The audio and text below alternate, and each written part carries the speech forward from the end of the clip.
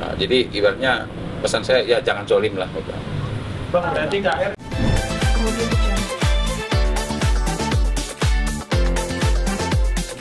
Junto pasal 54, pasal 55, pasal 103 Undang-Undang Narkotika, di mana jelas kami minta untuk diadakan rehab secara medis atau sosial seperti itu. Itu dorongan dari kami seperti itu. Oke. Ya. Terima kasih. Geser.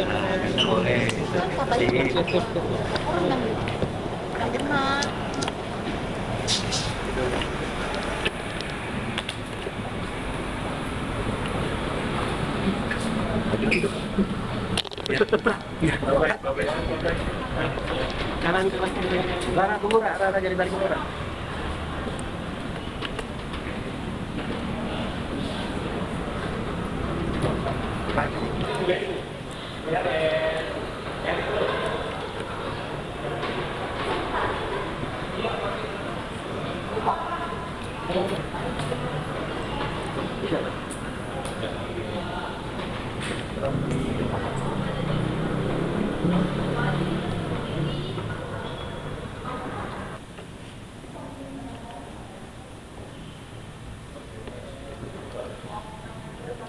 Ya. Oke Bang, gimana hasil video? Ya, alhamdulillah hasilnya kami tidak dipertemukan.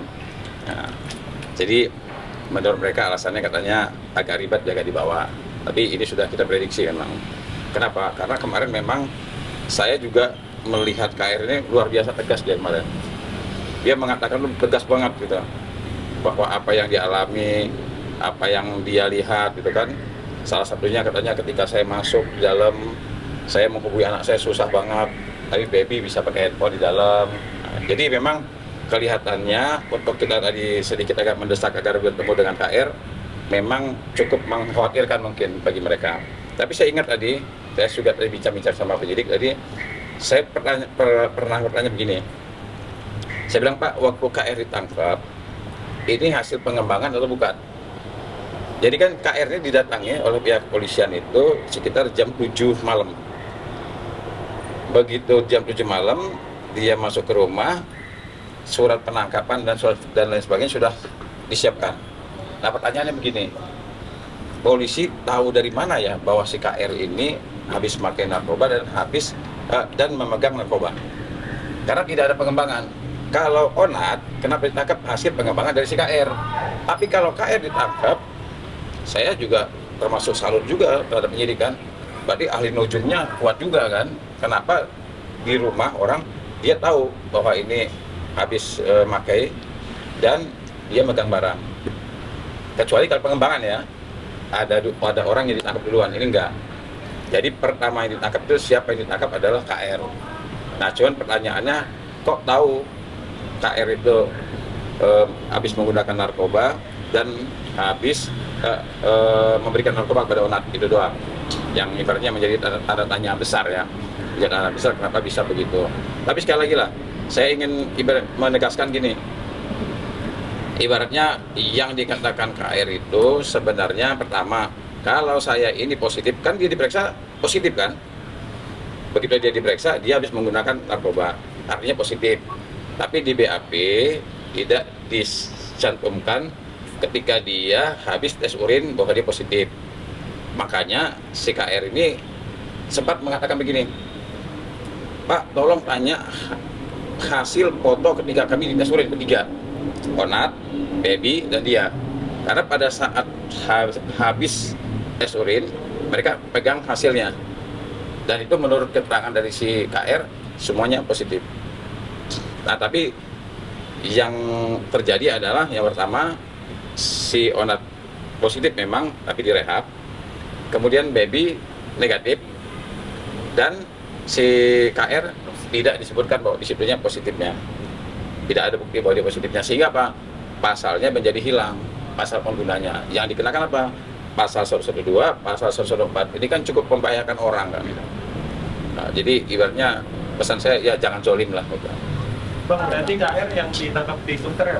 Iya, KR ditangkap di Sunter. Ini yang tadi saya bilang, kok tahu ya bahwa KR itu, dan hebatnya lagi, surat tugas dan surat penangkapan sudah disertai secara lengkap.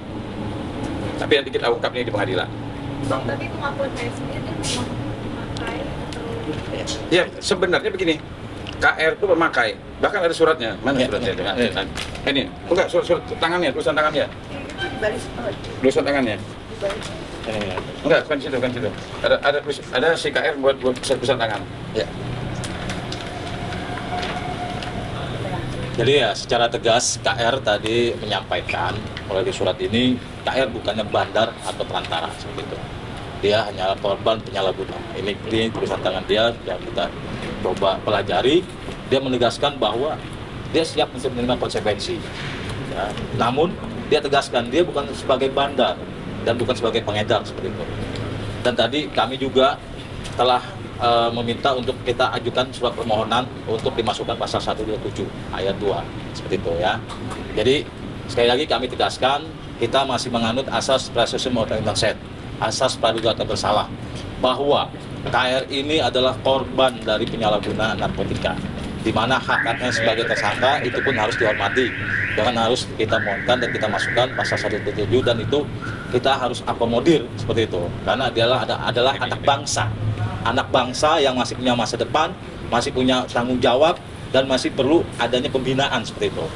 Itu bagi kami sangat mengapresiasi ya kan apabila permohonan kami itu bisa diakomodir karena KR adalah aset bangsa juga seperti itu yang harus dihormati haknya seperti itu. Nah, saya baru ingat nih, jika tadi Fajar mengatakan bahwa aset bangsa, Onat memang artis ya, memang dia punya artinya punya kelebihan, artinya prestasi.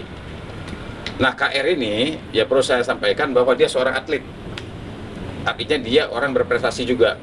Perlu dilakukan pembinaan agar dia juga bisa kembali ke masyarakat menjalankan fungsi sosialnya sebagaimana mestinya. Artinya yang perlu rehab itu bukan hanya Onat dong, dia juga perlu direhab, dilakukan pembinaan, ya artinya ketika dia keluar dia sudah bisa kembali ke tengah-tengah masyarakat menjalankan fungsi sosialnya. Nah sekarang saya mau bahasnya. Ini tulisan asli nih, ini tulisan asli KR nih. Ya, saya bukan bandar. Tanggal 8 Oktober Onat ngajak saya ke klub di sana mau pakai drug, tapi saya nggak mau.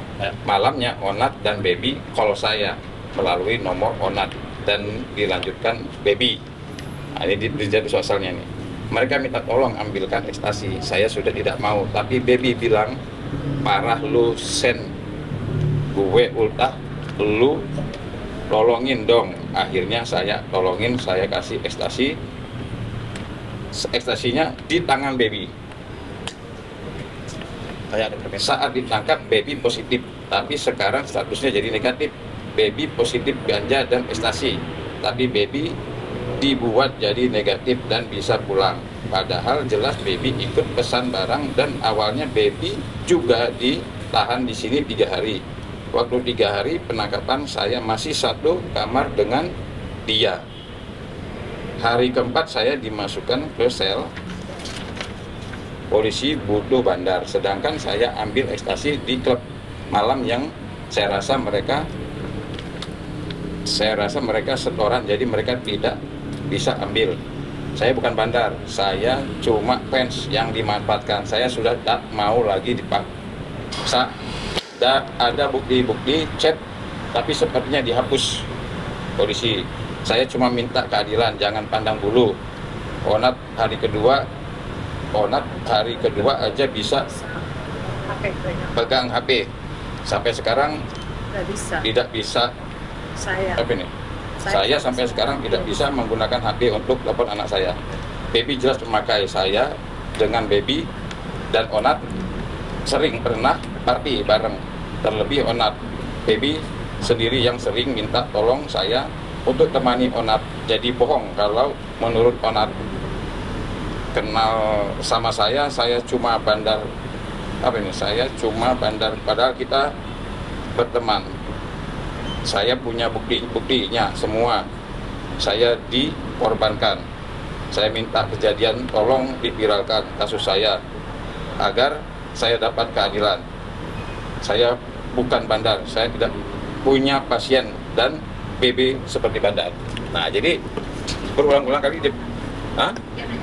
Ya jadi gini, harus bisa ketahuan bahwa namanya bandar itu barang sudah di kantong nih, dia megang barang. Nah, ketika si A pesan, dia kasih si A pesan, dia kasih pesan, dia kasih itu.